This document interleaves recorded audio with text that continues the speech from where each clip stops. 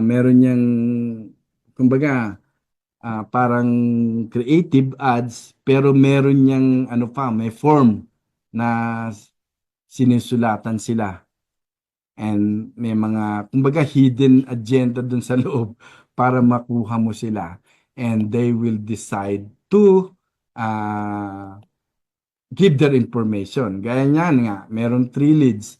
Ang gagawin ko dyan, download ko yan. Kasi mamaya, ang gagawin ko dyan,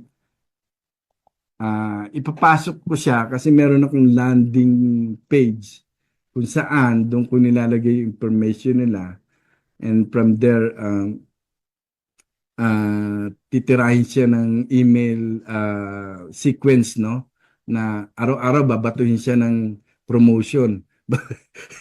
Kumbaga, for 7 or 8 days, it's an automated sequence email para kung talagang they really decided, they will get the product. They would purchase the course. That's how I do it, no?